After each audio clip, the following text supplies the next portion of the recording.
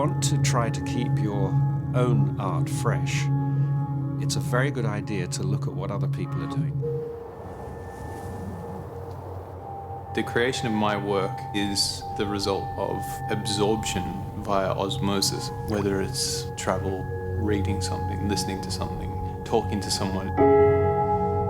It's that fascination that drives my need to kind of make work, because it becomes a sort of archive for me of where I went. You know, it's almost like keeping a diary.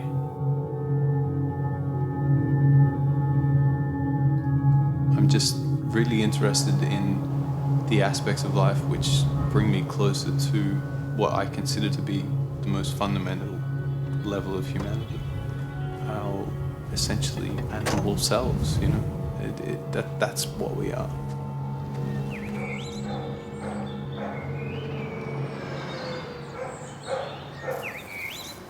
you give me some sound? Yeah.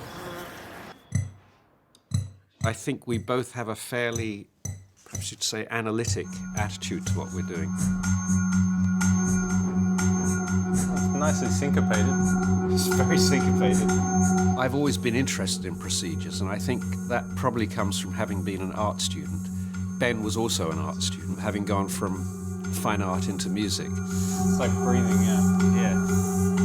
In music, you're always getting new tools. You know, every few days is the equivalent of a grand piano being invented or something of that stature, you know. It sounds like crickets. I like it with the kick, actually. Brian he's not an answer, he's more questions. He's never given me a straight answer on anything, I don't think. I really divide my own work into two sort of phases. One of them is starting and the other is finishing. Starting, it's nice to have as much freedom as you can possibly get. There's like such a drunken chord, yeah. To finish something, it really helps to have a sense of what the destination of the piece is. You know, who's going to listen to it? What situation are they going to listen in? What sort of speakers do you think they'll have?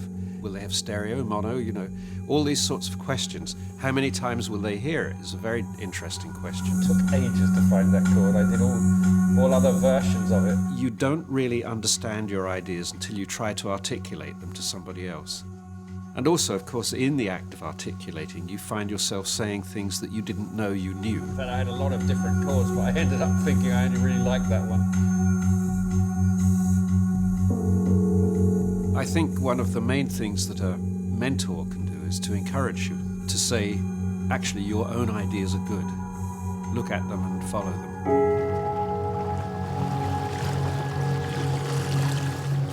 This idea of the mentor and the protégé is the oldest form of education.